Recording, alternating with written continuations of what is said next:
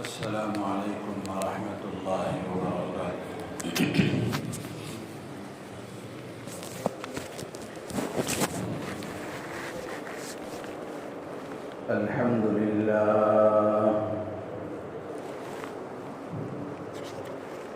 الحمد لله نحمده ونستعينه ونستغفره ونؤمن به ونتوكل عليه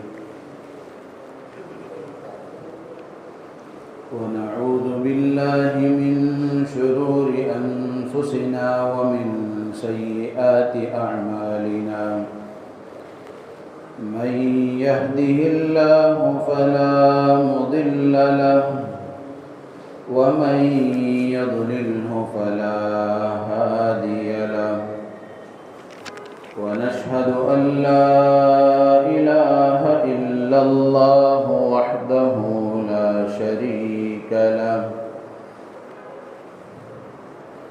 ونشهد أن سيدنا وحبيبنا ومولانا محمدا عبده ورسوله.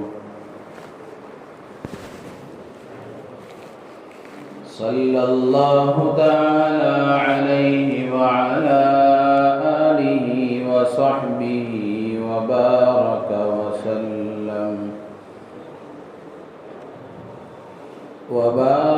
وسلم تسليما كثيرا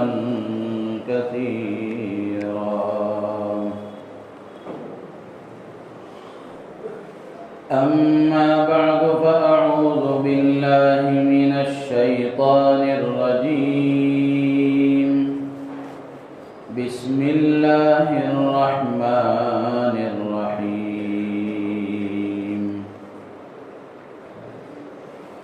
والذين آمنوا وعملوا الصالحات لندخلنهم في الصالحين. صدق الله مولانا العظيم. وقال النبي صلى الله عليه وسلم: كل أمتي يدخلون الجنة إلا من أبى. قيل ومن يأبى؟ قال من أطاعني دخل الجنة ومن عصاني فقد أبى، أو كما قال عليه الصلاة والسلام.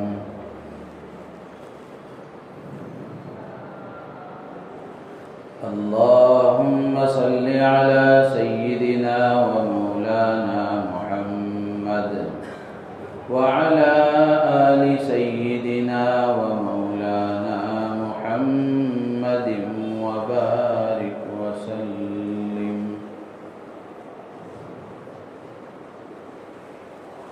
ہر قسم کی حمد و ثنا، ہر قسم کی بڑائی کبریائی، بادشاہی شہنشاہی، تنہائی یکتائی اس اللہ وحدہ لا شریک لہ کے لیے سزاوار ہے، جس نے ہم تمام کو اپنے کرم سے اپنے گھر میں جمع ہو کر دین کی بات کہنے اور سننے کی توفیق عطا فرمائی۔ کروڑوں درود و سلام نازل ہوں سرکار دو عالم، فخر بنی آدم، تاجدار مدینہ احمد مجتبی محمد مصطفیٰ صلی اللہ علیہ وسلم کی ذات عالی پر، جن کے صدقے میں اللہ نے کائنات کو وجود بخشا ہے۔ رحمت اور بخشش کی دعا ہے آپ کی آل پر، آپ کے اصحاب پر، تابعین و تبع تابعین، ائمہ مجتہدین پر، اور قیامت تک آنے والے آپ کے متبعین پر۔ محترم بزرگ و عزیز دوستو، اللہ تبارک و تعالی نے دنیا میں انسان کو پیدا فرمایا اور اس کی پیدائش کا مقصد بھی اللہ نے بیان فرمایا کہ اس کو دنیا میں کیوں پیدا کیا گیا ہے۔ اللہ تعالیٰ قرآن میں ارشاد فرماتے ہیں وَمَا خَلَقْتُ الْجِنَّ وَالْإِنسَ إِلَّا لِيَعْبُدُونَ کہ جنات اور انسانوں کی پیدائش کا مقصد اللہ کی معرفت اور اللہ کی عبادت ہے۔ اللہ تعالیٰ نے دنیا میں جو انسانوں کو اور جنات کو پیدا فرمایا ہے اس کا مقصد یہ ہے کہ وہ اللہ کے احکامات کے مطابق زندگی گزاریں، جس طرح زندگی گزارنے کا اللہ نے حکم دیا ہے اس طرح زندگی گزاریں، جن کاموں کے کرنے کا اللہ نے حکم دیا ہے ان کاموں کو کریں، اور جن سے بچنے کا حکم دیا گیا ہے ان کاموں سے اپنے آپ کو دور رکھیں۔ یہ مفہوم ہے عبادت کا۔ عبادت کا مطلب صرف نماز پڑھنا نہیں ہے، بلکہ عبادت کا مفہوم یہ ہے کہ جن کاموں کے کرنے کا اللہ نے حکم دیا ہے ان کاموں کو کریں، اور جن کاموں سے بچنے کا حکم دیا گیا ہے ان کاموں سے اپنے آپ کو دور رکھیں۔ آدمی اگر اللہ کی عبادت کے ساتھ زندگی گزارتا ہے تو اس کا دنیا میں بھی فائدہ ہے اور آخرت کا تو فائدہ ہے ہی۔ اسی سے متعلق کچھ باتیں گزشتہ 2 جمعوں سے آپ حضرات کے سامنے عرض کی جا رہی ہیں کہ اعمال صالحہ والی زندگی، اطاعت والی زندگی، فرما برداری والی زندگی، احکام والی زندگی، سنت والی زندگی آدمی گزارتا ہے تو اس کو اس پر کیا فائدے ملتے ہیں، اس کے کیا اثرات اس کی زندگی پر مرتب ہوتے ہیں، اسی سے متعلق تقریباً 7 فائدے گزشتہ 2 جمعوں میں آپ حضرات کے سامنے عرض کیے گئے کہ آدمی اطاعت والی زندگی گزارتا ہے، اللہ کے احکامات کے مطابق زندگی گزارتا ہے، رسول اللہ صلی اللہ علیہ وسلم کی لائی ہوئی پاکیزہ نورانی شریعت مطہرہ کے مطابق اگر زندگی گزارتا ہے تو دنیا میں اس کو کیا فائدے حاصل ہوتے ہیں اور آخرت میں اس کو کیا فائدے ملتے ہیں، اس سے متعلق حضرات علماء کرام نے بڑی تفصیل کے ساتھ کتابوں میں لکھا ہے۔ اسی میں سے کچھ باتیں گزشتہ 2 جمعوں میں آپ حضرات کے سامنے عرض کی گئیں کہ آدمی دینی اور ایمانی اور اسلامی زندگی اگر گزارتا ہے تو اس کا پہلا فائدہ یہ ہے کہ اللہ تبارک و تعالی اس کے ولی بن جاتے ہیں، اس کے نگران اور اس کے کارساز اللہ تعالی بن جاتے ہیں۔ قرآن میں اللہ نے فرمایا وَهُوَ يَتَوَلَّى الصَّالِحِينَ کہ اللہ تعالیٰ نیکوکاروں کا متولی ہے، کارساز ہے، ان کے کاموں کا نگران اور کاموں کو بنانے والا ہے۔ دوسرا فائدہ یہ بتایا گیا کہ لوگوں میں اللہ تعالیٰ اس کی محبوبیت اور مقبولیت ڈال دیتے ہیں کہ جو اللہ کا فرما بردار بن کر زندگی گزارتا ہے لوگوں کے دلوں میں اللہ تعالیٰ اس کی محبت پیدا فرما دیتے ہیں۔ یہ بہت بڑا فائدہ ہے کہ لوگوں کے درمیان محبوبیت لوگوں کے درمیان مقبولیت، خلق خدا کے درمیان میں محبت کا پیدا ہو جانا کوئی معمولی بات نہیں ہے۔ جب لوگوں میں محبت پیدا ہو جاتی ہے، لوگوں میں مقبولیت پیدا ہو جاتی ہے، تو اس کے کام آسانی کے ساتھ بن جاتے ہیں۔ تو اس لیے اس سے متعلق بھی باتیں تفصیل کے ساتھ آپ کے سامنے عرض کی جا چکی۔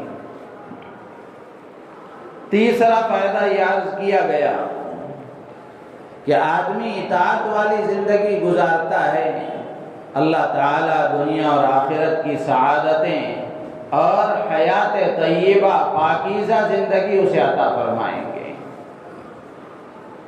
اور چوتھا فائدہ یہ ذکر کیا گیا کہ اطاعت والی زندگی گزارنے پر، اللہ کے احکامات کے مطابق زندگی گزارنے پر اللہ تبارک و تعالی اس کو پریشانیوں سے، مصیبتوں سے چھٹکارا عطا فرماتے ہیں، مشکلات میں اللہ تعالیٰ اس کی مدد فرماتے ہیں، مصیبتوں سے اللہ تعالیٰ اس کو نجات عطا فرماتے ہیں۔ یہ کتنی بڑی بات ہے۔ آج ہر آدمی کسی نہ کسی پریشانی میں مبتلا ہے۔ کوئی بڑا ہے تو اس کی پریشانیوں کی نوعیت الگ ہے، چھوٹا ہے تو اس کی پریشانیوں کی نوعیت الگ ہے، لیکن ہے تو سب پریشان۔ اب اس پریشانی کو، اس مصیبت کو دور کرنے کا راستہ کیا ہے؟ پریشانیوں سے نجات حاصل کرنے کا راستہ کیا ہے؟ آج مسلمان اس کو اسباب میں تلاش کرتا ہے کہ یہ سبب اختیار کر لوں گا تو یہ پریشانی دور ہو جائے گی، بھلے اللہ کی نافرمانی کیوں نہ ہو۔ جبکہ اللہ کے نبی علیہ السلام نے اور ہماری شریعت نے ہمیں رہبری اس بات کی ہے کہ کسی بھی طرح کی پریشانی آدمی پر آ جائے، اس کے دور کرنے کا راستہ یہ ہے کہ بندہ اللہ کی طرف متوجہ ہو جائے، اللہ کے احکامات کی طرف متوجہ ہو جائے، اعمال کا اہتمام کرنے لگے۔ مثال اس سے متعلق آپ حضرات کے سامنے عرض کی گئی کہ اللہ تعالیٰ نے نیک عمل کی برکت سے کیسی کیسی بڑی بڑی پریشانیوں سے اللہ نے نجات عطا فرمائی۔ تو یہ چوتھا فائدہ ہے کہ اللہ تبارک و تعالی پریشانیوں سے چھٹکارا عطا فرماتے ہیں۔ پانچواں فائدہ یہ ہے کہ جو آدمی اللہ کا بن کر زندگی گزارتا ہے، اللہ کی مان کر زندگی گزارتا ہے، اللہ کا فرما بردار بن کر زندگی گزارتا ہے، اللہ تعالیٰ اس کی بھی حفاظت فرماتے ہیں، اس کے مال کی بھی حفاظت فرماتے ہیں، اس کی اولاد کی بھی حفاظت فرماتے ہیں۔ حفاظت کا وعدہ اللہ کی طرف سے ہے۔ چھٹا فائدہ یہ ہے کہ جو آدمی اللہ کے احکامات کے مطابق زندگی گزارتا ہے، اللہ تعالیٰ اس کے معاملات اور اس کے حالات میں اس کے معاون اور مددگار بن جاتے ہیں۔ اللہ اس کے حالات کو بہتر بنا دیتے ہیں، معاملات کو آسانی کے ساتھ حل فرما دیتے ہیں۔ اور ساتواں فائدہ یہ ہے کہ جو آدمی اپنے آپ کو نیک بناتا ہے، صالح بن جاتا ہے، اللہ تبارک و تعالی اسے صالحین کی جماعت میں شامل فرما دیتے ہیں۔ صالحین یہ بڑا مقام ہے، انبیاء، شہداء، صدیقین کے بعد صالحین کا مرتبہ سب سے بڑا ہے۔ تو جو آدمی اپنے آپ کو نیک بناتا ہے، اللہ تبارک و تعالی اسے صالحین کی جماعت میں شامل فرما دیتے ہیں۔ قرآن میں اللہ نے فرمایا والذین آمنوا وعملوا الصالحات لندخلنہم فی الصالحین، کہ جو ایمان اور اعمال صالحہ کے ساتھ زندگی گزارتا ہے، اللہ تعالیٰ فرماتے ہیں کہ ہم ضرور بھی ضرور انہیں صالحین میں شامل کر دیں گے۔ تو میرے عزیز و دوستو بزرگوں، ہر مسلمان کو اس بات کی کوشش کرنا چاہیے کہ اعمال صالحہ کا ایک بڑا ذخیرہ اپنے پاس رکھے، دینی زندگی کو اختیار کرے۔ دنیا کی یہ جو زندگی اللہ نے ہمیں دی ہے، مختصر سی زندگی ہے، چند روزہ زندگی ہے۔ آدمی اس کو یا تو اللہ کے حکم کے مطابق گزارے گا یا پھر نفسانی خواہشات کے مطابق گزارے گا۔ اگر نفسانی خواہشات کے مطابق یہ زندگی گزر گئی تو پھر ہمیشہ کا پچھتاوا ہے، ہمیشہ کی پریشانیاں ہیں، ہمیشہ کی مصیبتوں میں مبتلا ہونا ہے۔ اور اگر یہ چند روزہ زندگی آدمی اپنے آپ کو پابند بنا لے اللہ کے حکم کا، اپنے آپ کو شریعت کے دائرے میں رکھ کر زندگی گزار لے تو پھر ہمیشہ کی راحتیں ہی راحتیں ہیں، اور پھر اس کے بعد ہماری ہر خواہش اللہ پوری فرمائیں گے۔ ہماری تمام خواہشوں کے پورا ہونے کا سامان اللہ نے جنت میں تیار کر رکھا ہے۔ تو اس لیے عقل مندی کا تقاضا یہی ہے کہ آدمی یہ دنیا کی مختصر سی زندگی، جس مقصد کے لیے اللہ نے ہمیں پیدا کیا ہے، اس مقصد کے مطابق گزارے، اس مقصد میں زندگی گزارے، اللہ کے احکامات کے مطابق، سرکار دو عالم صلی اللہ علیہ وسلم کی شریعت مطہرہ کے مطابق گزارے۔ رمضان کا مبارک مہینہ بالکل قریب ہے، آنے والا ہے، تو رمضان سے پہلے ہی یہ جو باتیں آپ حضرات کے سامنے گزشتہ 2 جمعوں سے عرض کی جا رہی ہیں، یہ دراصل رمضان کی تیاری ہی کے سلسلے میں ایک حصہ ہے کہ آدمی رمضان کی تیاری 2 طرح کی ہے۔ ایک تو یہ ہے کہ آدمی اسباب کے اعتبار سے تیاری کرے، اور دوسرا یہ ہے کہ آدمی اعمال کے اعتبار سے تیاری کرے، اعمال کا اپنے آپ کو پابند بنائے۔ تو یہ اعمال صالحہ کے جو فائدے بتائے جا رہے ہیں وہ اس لیے تاکہ آدمی اپنے آپ کو اعمال کا پابند بنا لے، تاکہ رمضان المبارک کا مہینہ آئے تو اعمال کے اہتمام کے ذریعے سے اعمال صالحہ کا ایک بڑا ذخیرہ اپنے پاس تیار کر لے، رمضان سے صحیح وہ فائدہ اٹھانے والا بن جائے، رمضان سے وہ صحیح طریقے سے استفادہ کر سکے۔ تو میرے عزیز و دوست و بزرگوں، آدمی دینی، ایمانی اور اسلامی زندگی، شریعت کے مطابق زندگی گزارتا ہے تو دنیا میں بھی اس کے مزے ہیں اور آخرت میں بھی اس کے لیے راحتیں ہیں۔ جتنی باتیں گزشتہ 2 جمعوں میں عرض کی گئیں، ان میں سے اکثر کا تعلق دنیا کے فائدوں سے ہے، دنیا کے فائدوں سے ہے کہ آدمی اپنے آپ کو پابند بنا لے اللہ کے حکم کا تو دنیا میں اس کو کتنے فائدے ملتے ہیں۔ اسی طریقے سے علماء نے لکھا ہے، 8ویں بات یہ ہے، 8واں اثر نیک عمل کا، 8واں فائدہ نیک عمل کا یہ ہے کہ آدمی اگر زندگی بھر اپنے آپ کو اعمال صالحہ کا پابند بنا کر گزارتا ہے، اللہ کے حکم کے مطابق، سرکار دو عالم صلی اللہ علیہ وسلم کی سنتوں کے مطابق زندگی گزارتا ہے، تو موت کے وقت میں فرشتے اس کو جنت کی بشارت سناتے ہیں، ہمیشہ کے رنج و غم سے نجات کی بشارت سناتے ہیں، کہ موت پر ہی فرشتے اس کو بشارتیں سناتے ہیں۔ حدیث میں آتا ہے، اللہ کے نبی علیہ السلام نے ارشاد فرمایا، جب مومن بندہ، اللہ کا فرمانبردار نیک و صالح بندہ، اس کے دنیا سے جانے کا آخری وقت ہوتا ہے تو آسمان سے نورانی اور خوبصورت چہرے والے فرشتے آتے ہیں، اور ایسے خوبصورت اور نورانی چہرے والے گویا ان کے چہرے سورج کے جیسے ہیں، وہ آتے ہیں،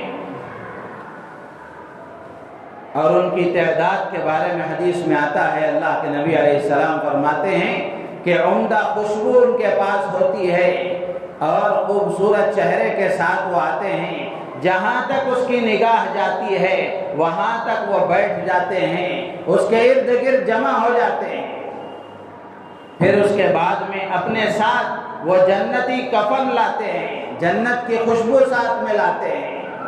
جب یہ فرشتے آ کر اس کے ارد گرد بیٹھ جاتے ہیں تو ملک الموت آتے ہیں۔ ملک الموت اس کے پاس بیٹھ کر، اس کے سرانے بیٹھ کر اس سے کہتے ہیں، اے پاک روح، اللہ کی مغفرت اور اللہ کی رضامندی کی طرف چل۔ اللہ کے نبی علیہ السلام فرماتے ہیں کہ جب ملک الموت روح سے یہ کہتے ہیں تو وہ اتنی آسانی کے ساتھ نکل کر آ جاتی ہے جیسے مشک سے پانی کا قطرہ ٹپک جاتا ہے۔ پھر اس کے بعد وہ روح ملک الموت کے ہاتھوں سے وہ جو فرشتے ارد گرد بیٹھے ہوئے ہیں وہ اپنے وہ جنتی کفن اور وہ خوشبو میں اس روح کو لے لیتے ہیں، اور خود اس روح کے اندر سے ایسی عمدہ خوشبو آتی ہے کہ دنیا نے کبھی ایسی خوشبو سونگھی نہیں ہوگی۔ پھر اس روح کو لے کر یہ فرشتے آسمانوں کی طرف چڑھتے ہیں۔ جہاں جہاں سے ان کا گزر ہوتا ہے، فرشتوں کی جس جماعت کے پاس سے گزر ہوتا ہے، فرشتے پوچھتے ہیں، دریافت کرتے ہیں کہ یہ پاک روح کس کی ہے؟ تو یہ فرشتے ان سے بتاتے ہیں کہ دنیا میں اس کا جو مشہور نام تھا اس کے اور اس کے والد کے نام سے بتاتے ہیں کہ یہ فلاں ابن فلاں کی روح ہے۔ یہاں رک کر ایک بات یہ بھی ذہن میں رکھیں، اسی لیے حدیثوں میں تاکید کی گئی کہ آدمی کو اپنا نام اچھا رکھنا چاہیے، اچھا نام رکھنا چاہیے۔ اچھے نام کا اچھا اثر ہوتا ہے، ناموں کا بچوں کی زندگی پر اثر پڑتا ہے۔ لیکن اس وقت میں ہم دیکھ رہے ہیں مسلمانوں کے اندر اچھے ناموں کے سلسلے میں اور بچوں کے نام رکھنے کے سلسلے میں جو رواج چل پڑا ہے کہ گوگل سے نام تلاش کیا جاتا ہے کہ فلاں ملک کے بادشاہ کا نام کیا ہے، اور بچی کا نام رکھنا ہے تو فلاں ملک کے بادشاہ کی بیوی کا نام کیا ہے وہ رکھا جائے۔ کتنی غلط بات ہے۔ آپ ایسے نام رکھیں گے تو انہیں کی زندگی کا اس پر اثر پڑے گا۔ ضرورت اس بات کی ہے کہ انبیاء کے نام رکھے جائیں، اولیاء کے نام رکھے جائیں، صحابہ کے نام رکھے جائیں، تابعین و تبع تابعین کے نام رکھے جائیں، صحابیات کے نام رکھے جائیں، ازواج مطہرات کے نام رکھے جائیں۔ اللہ کی نیک بندیاں جو گزشتہ زمانوں میں گزری ہیں ان نیک بندیوں کے ناموں پر اپنی بچیوں کے نام رکھے جائیں تاکہ اچھے اثرات ان بچوں کی زندگی پر مرتب ہو۔ ہوتا یہ ہے کہ گوگل سے نام تلاش کیا جاتا ہے اور پھر لا کر عالم دین کے پاس، مفتی صاحب کے پاس اس نام کا معنی پوچھا جاتا ہے۔ نام اپنے اعتبار سے گوگل میں تلاش کر لیا اور پھر لا کر عالم دین سے پوچھتے ہیں کہ اس کا معنی کیا ہے۔ جب بھی مجھ سے پوچھا جاتا ہے تو میں ایسے لوگوں سے اکثر یہی عرض کیا کرتا ہوں، جس نے آپ کو یہ نام بتایا ہے اسی سے اس کا معنی معلوم کر لو۔ گوگل نے بتایا ہے، گوگل سے پوچھ لو، یا جس نے بتایا ہے اس سے پوچھ لو۔ نام آپ کو رکھنا ہے تو طریقہ یہ ہے کہ آپ آ کر عالم دین سے پوچھیں کہ میں اپنے بچے کا اچھا نام رکھنا چاہتا ہوں، اپنی بچی کا اچھا نام رکھنا چاہتا ہوں، کوئی اچھا نام بتائیں تاکہ اچھا نام میں اپنے بچوں کا رکھوں۔ پھر وہ نام جو بتائیں گے آپ ان سے پوچھیں کہ اس نام کا معنی کیا ہے۔ یہ کیا طریقہ ہے کہ گوگل میں نام تلاش کر لیا، وہ فلاں ملک کے بادشاہ ہے، یہ فلاں ملک کے بادشاہ کی بیوی کا نام ہے۔ اب مصیبت یہ ہے کہ عالم دین اس کا معنی بتائے۔ تو اس لیے اچھے نام رکھنے چاہیے، انبیاء کے، صحابہ کے، تابعین و تبع تابعین کے، سلف صالحین، بزرگان دین کے نام رکھنے چاہیے، اور اللہ کی نیک بندیوں کے نام رکھنے چاہیے تاکہ بچوں کی زندگی پر اس کے اچھے اثرات پڑیں اور یہ نام وہاں بھی پکارے جائیں گے، یہ نام وہاں بھی پکارے جائیں گے۔ تو فرشتے جب پوچھیں گے تو یہ لے جانے والے فرشتے کہیں گے کہ یہ فلاں ابن فلاں کی روح ہے، تو یہ فرشتے اس روح کو لے کر آسمان دنیا تک پہنچیں گے، دروازہ کھلوائیں گے، آسمان دنیا کا دروازہ کھولا جائے گا، پھر اس کے بعد وہاں کے فرشتے اس کو لیں گے، پہلے آسمان، دوسرے آسمان، تیسرے آسمان، اس طرح 7ویں آسمان تک یہ روح پہنچے گی۔ پھر اللہ کی جناب میں اس روح کو لے کر فرشتے حاضر ہوں گے، اللہ تعالیٰ فرمائیں گے کہ میرے اس نیک بندے کا نام کتاب علیین میں لکھ لو اور اس کی روح کو واپس اس کے جسم میں لوٹا دو۔ پھر وہ روح لوٹا دی جائے گی، جب وہ روح اس کے جسم میں لوٹا دی جائے گی تو منکر نکیر اس کے پاس آئیں گے، منکر نکیر اس کے پاس آئیں گے اور اس کو اٹھا کر بٹھا کر اس سے سوال کریں گے، جو مشہور 3 سوال ہیں کہ من ربک ما دینک، کہ تیرا رب کون ہے، تیرا دین کیا ہے، اور پھر نبی پاک صلی اللہ تعالی علیہ وسلم کے بارے میں پوچھا جائے گا کہ جس پیغمبر کو جس شخص کو تمہارے درمیان نبی بنا کر بھیجا گیا کہ تم اس کو پہچانتے ہو، تو وہ کہے گا کہ ہاں وہ ہمارے پیغمبر ہیں، محمد الرسول اللہ صلی اللہ تعالی علیہ وسلم ہیں۔ تو جب یہ سوال و جواب سے فارغ ہو جائیں گے تو پھر آسمان سے ایک منادی اعلان کرے گا، یہ میرا بندہ، یہ اللہ کا یہ بندہ سچا ہے، لہذا اس کے لیے جنت کا فرش بچھا دیا جائے، جنت کے لباس کا اس کے لیے انتظام کر دیا جائے، جنت کی کھڑکی اس کی قبر میں کھول دی جاتی ہے، وہاں سے جنت کی ٹھنڈی ٹھنڈی ہوائیں اور وہاں کی خوشبوئیں آنے لگتی ہیں، تو اس کے لیے راحتوں کا انتظام ہوتا ہے۔ اسی درمیان میں ایک خوبصورت چہرے والا، عمدہ لباس والا، عمدہ خوشبو والا ایک شخص اس کے پاس آتا ہے اور اس سے کہتا ہے کہ آپ خوش ہو جائیں۔ یہ مردہ اس سے پوچھتا ہے کہ تم کون ہو، تمہارے چہرے سے بھلائی ہی بھلائی نظر آتی ہے، تو آخر تم کون ہو؟ تو وہ کہتا ہے کہ میں تمہارا نیک عمل ہوں، میں تمہارا نیک عمل ہوں، جو تم دنیا میں اللہ کے حکم کے مطابق زندگی گزارتے ہو، اللہ کے احکامات کو پورا کرتے ہو، وہ میں تمہارا نیک عمل ہوں۔ تو بندہ تمنا کرے گا کہ کاش قیامت جلد ہی قائم ہو جائے اور میں جلد سے جلد اپنے اہل و عیال سے ملاقات کروں۔ تو میرے عزیز و دوست بزرگوں، نیک اعمال کے ساتھ آدمی زندگی گزارتا ہے، اللہ تبارک و تعالی موت پر ہی فرشتوں کے ذریعے سے اسے جنت کی بشارت سناتے ہیں اور رنج و غم سے نجات کا اعلان اس کے لیے اور اس کی بشارت اس کو سناتے ہیں۔ اسی طرح نواں فائدہ یہ ہے کہ جب قبر میں اس کو رکھ دیا جاتا ہے تو قبر میں وہ بے خوف و خطر سو جاتا ہے۔ حدیثوں میں آتا ہے کہ جب نیک بندہ قبر میں لٹا دیا جاتا ہے تو قبر میں رکھنے کے بعد اس سے فرشتے کہتے ہیں نم کا نومت العروس، ایسے سو جا جیسے پہلی رات کی دلہن سوتی ہے، کہ اس کو اس کے شوہر کے علاوہ کوئی جگانے والا نہیں، ایسے تو ایسے آرام کے ساتھ اطمینان کے ساتھ سو جا، قیامت تک تجھے کوئی پریشان نہیں کرے گا۔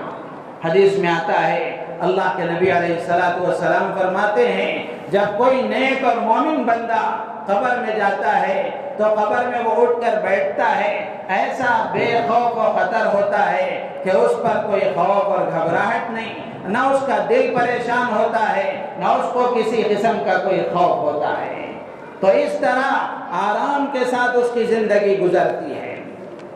اسی طرح 10واں فائدہ یہ ہے، علماء نے لکھا ہے کہ جو آدمی اپنے آپ کو نیک بناتا ہے، صالح بناتا ہے، ہر مسلمان نمازی کی دعا اس کو ملتی ہے۔ آپ تشہد پڑھتے ہیں، تحیات پڑھتے ہیں تو اس میں یہ بھی پڑھتے ہیں السلام علینا وعلی عباد اللہ الصالحین، کہ آدمی ہر تشہد میں ہر نمازی یہ دعا کرتا ہے کہ سلامتی ہم پر بھی ہو اور اللہ کے نیک بندوں پر بھی ہو۔ ہر نمازی کی دعا میں اس کا حصہ ہو جاتا ہے کہ ہر مسلمان کی طرف سے، ہر نمازی کی طرف سے اللہ کے نیکوکار، فرمانبردار، مطیع اور اطاعت شعار وفادار بندے کو ہر مسلمان نمازی کی طرف سے سلامتی کی دعائیں ملتی ہیں۔ تو اس لیے میرے عزیز و دوست و بزرگوں، ضرورت اس بات کی ہے کہ ہم اپنے آپ کو اللہ کا فرمانبردار بنا کر زندگی گزاریں۔ یہ زندگی کا کوئی بھروسہ نہیں کہ کس گلی میں شام ہو جائے، کس وقت یہ سانس اکھڑ جائے۔ اس لیے ہم میں سے ہر ایک کو اس بات کی کوشش کرنی چاہیے کہ ہم اپنے آپ کو اللہ کا فرمانبردار بنائیں، زندگی کے ہر شعبے میں ہر لمحہ اللہ کے حکم کے مطابق زندگی گزارنے کی کوشش کریں اور اعمال صالحہ کا ایک بڑا ذخیرہ اپنے پاس جمع کرنے کی کوشش کریں۔ کسی بھی عمل کو معمولی نہ سمجھیں، کسی بھی نیک عمل کو معمولی نہ سمجھیں اور کسی بھی برے عمل کو بھی معمولی نہ سمجھیں۔ ایک چھوٹی سی چھوٹی نیکی آدمی کو جنت میں لے جانے کے لیے کافی ہے اور ایک چھوٹا سا چھوٹا گناہ بھی جہنم میں ڈھکیلے جانے کے لیے کافی ہے۔ ایک دو واقعہ عرض کر کے میں اپنی بات ختم کروں گا۔ کتابوں میں لکھا ہے ایک بڑے محدث گزرے ہیں، ان کا انتقال ہوا۔ انتقال کے بعد کسی نے ان کو خواب میں دیکھا، پوچھا کہ اللہ نے آپ کے ساتھ کیا معاملہ فرمایا؟ تو انہوں نے کہا کہ اللہ تبارک و تعالیٰ نے بڑا عجیب معاملہ میرے ساتھ فرمایا۔ ہوا یہ کہ جب اللہ کے سامنے پیشی ہوئی، اللہ تبارک و تعالیٰ کے دربار میں جب حاضری ہوئی تو میں نے سمجھا کہ زندگی ساری علم دین کی خدمت میں گزری، حدیث کی خدمت میں گزری اور درس و تدریس میں، تصنیف و تالیف میں، وعظ و نصیحت میں، خطابت میں، اس میں میری زندگی گزری ہے۔ یہ نیک عمل میرے لیے نجات کا ذریعہ بن جائیں گے، اس کی بنیاد پر اللہ تعالیٰ مغفرت کا فیصلہ فرمائیں گے۔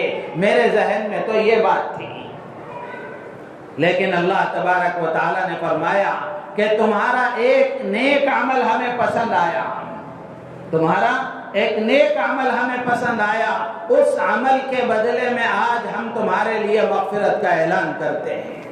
وہ عمل کیا تھا؟ اللہ تعالیٰ نے فرمایا کہ ایک مرتبہ تم حدیث شریف لکھنے کے لیے بیٹھے، اپنا قلم تم نے دوات میں ڈبو کر نکالا۔ پہلے لکڑی کے قلم ہوتے تھے، سیاہی میں اس کو ڈبو کر لکھا جاتا تھا۔ تو اللہ تعالیٰ نے فرمایا کہ تم ایک مرتبہ حدیث شریف لکھنے کے لیے بیٹھے، اپنا قلم وہ سیاہی اور دوات میں ڈبو کر تم نے نکالا تو ایک پیاسی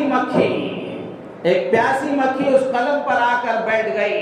تم نے دیکھا کہ یہ بیچاری پیاسی ہے، یہ بھی ایک اللہ کی مخلوق ہے، تو تم نے یہ سوچ کر تھوڑی دیر تم نے اپنے قلم کو روک لیا کہ یہ پیاسی مکھی اس کو چوس لے، اس کی پیاس بجھ جائے، پھر اس کے بعد میں لکھ لوں گا۔